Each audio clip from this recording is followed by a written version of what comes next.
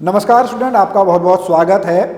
तो स्टूडेंट, जैसा आपको पता है कि आप अभी यहाँ पर जो यूके पीएससी में जूनियर इंजीनियर की भर्ती आई हुई थी, चाहे वो सिविल इंजीनियरिंग की थी, मैकेनिकल की थी या इलेक्ट्रिकल की थी, तो आप डेली 5 बजे यहाँ पर हमारी वीडियोज़ को देखते हैं। उसके लिए आपका बहुत बहुत धन्यवाद। तो जैसा कि आपको पता है कि वहाँ पर हिंदी वाला जो सब्जेक्ट है, हिंदी वाला जो आपका सब्जेक्ट है, वो मैं आपको पढ़ाऊंगा। और कल जो हमने टॉपिक पढ़ा था वो हमने समास वाला टॉपिक पढ़ा था।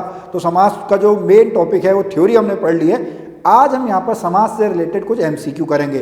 और मैं तो चाहूँगा कि आप मेरा आंसर देने से पहले खुद आंसर दीजिए, ताकि आपको पता लग सके कि आपने कल कितना पढ़ा था, कितना आपको याद हो पाया। अगर आप आज क्वेश्चन कम कर पाते हैं तो कल वाली वीडियो आप फिर से देखिएगा, तब आपको समझ में आएगा। तो चलिए हम आज की इस वीडियो को शुरू करते हैं। पहला प्रश्न क्या कहता है?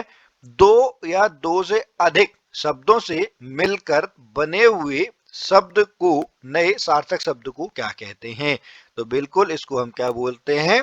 समास बोलते हैं। अब संधि किसको बोलते हैं? संधि दो वर्णों के मेल को बोलते हैं, जिसमें वहां पर क्या उत्पन्न हो जाता है? विकार उत्पन्न हो जाता है। ठीक है, जबकि यहाँ पर विकार उत्पन्न नहीं होता है। तो जो आपका पहले का आंसर है वो है दो या दो से अधिक शब्दों यानी पदों से मिलकर बने हुए एक नए सार्थक शब्द को हम क्या बोलते हैं? समास बोलते हैं। उसके बाद दूसरा प्रश्न, इसका आंसर क्या है? Option number B. Second question है, समास का शाब्दिक अर्थ होता है। समास का शाब्दिक अर्थ क्या होता है? संक्षेप, संक्षिप्तीकरण। ठीक है, छोटा करना। जैसे हम बात करते हैं आपके, इसका है नीला है कंठ जिसका, नीला है कंठ जिसका, इसको हम क्या बोलेंगे? इसको हम बोलेंगे नीलकंठ। ठीक है जी। आगे चलते हैं हम तीसरे प्रश्न पे। कौन सा पद अव्ययी भाव समास है? तो आपको जब अव्ययी भाव समास आप जानेंगे तो अव्ययी भाव समास में क्या होता है? वहां पर अव्यय का यूज होता है।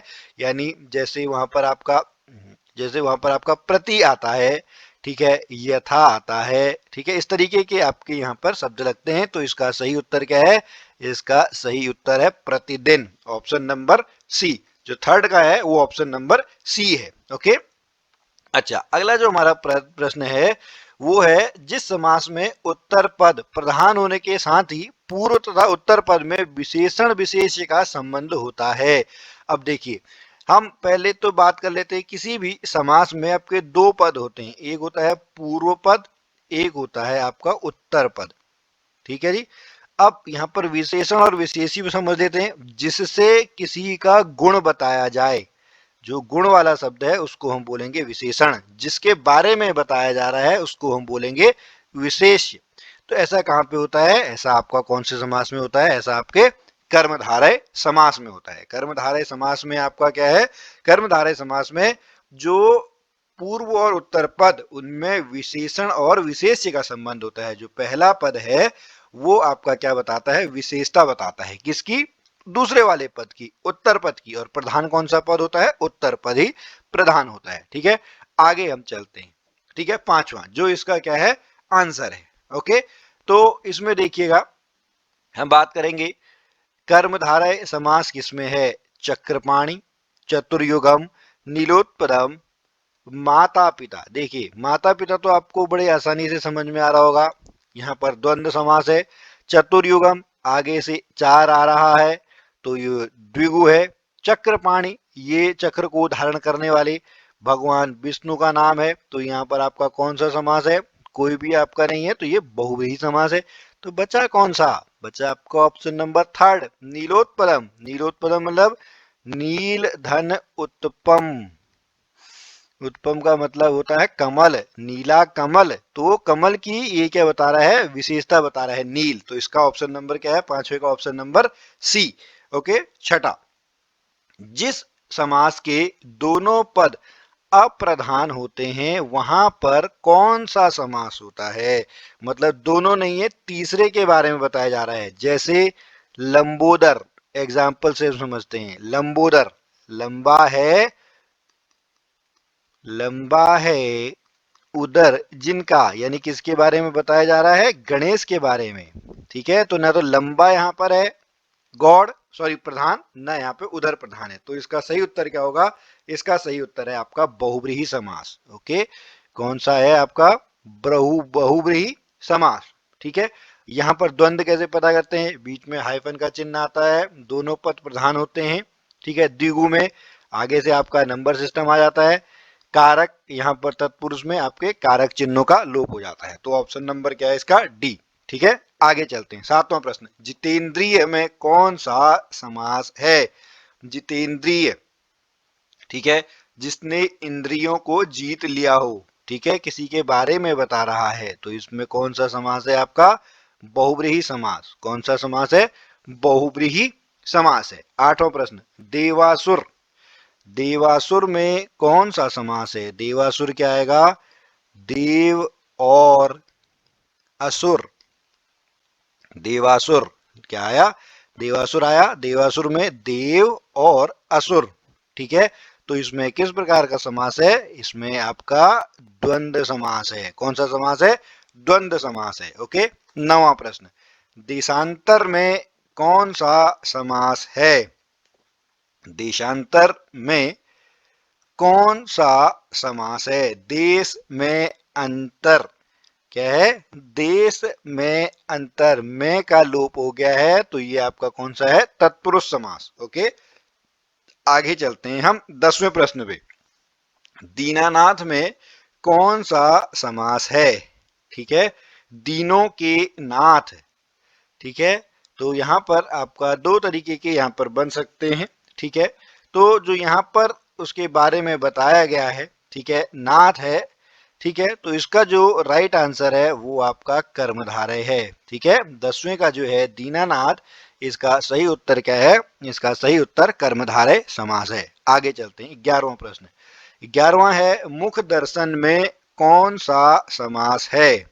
मुख दर्शन में कौन सा समास है। तो मुख दर्शन में आपका जो है वह तत्पुरुष समास है, ठीक है। वो कौन सा समास है आपका, तत्पुरुष समास। 12वां प्रश्न, 12वां प्रश्न कहता है, ठीक है, कौन सा शब्द बहुब्रीहि शब्द का सही उदाहरण है।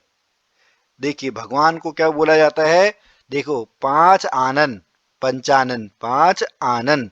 तो देखिए यहाँ पर आपका किसके बारे में बात हो रही है, किसी तीसरे पक्ष के बारे में बात हो रही है। पांच है आनंद, जिसके भगवान के बारे में बात हो रही है, तो इसका ऑप्शन नंबर है सी, ओके। 13वां प्रश्न, निशाचर में कौन सा समास है। निशाचर मतलब रात में भ्रमण करने वाले किसी तीसरे के बारे में बात हो रही है, उसका है आपका बहुब्रीहि समास, ठीक है। बहुब्रीहि समास के बारे में आपको पता होगा, दोनों पद आपके गौड़ होते हैं, किसी तीसरे पद के बारे में बात की जाती है, ठीक है। उसको हम कौन सा पद बोल, उसको कौन सा समास बोलते हैं, उसको हम बहुब्रीहि समास बोलते हैं। 13 का है ऑप्शन नंबर सी। 14वां प्रश्न, चौराहा में कौन सा समास है। बहुत ही आसान, चौराहा क्या आ रहा है इसके आगे, चार, क्या लिखा आ रहा है, चार लिखा आ रहा है, तो कौन सा आपका समास है ये आपका है द्विगु समास। कौन सा है, द्विगु समास, ओके। अगला 15वां प्रश्न, दसमुख, ठीक है, दसमुख में कौन सा समास है।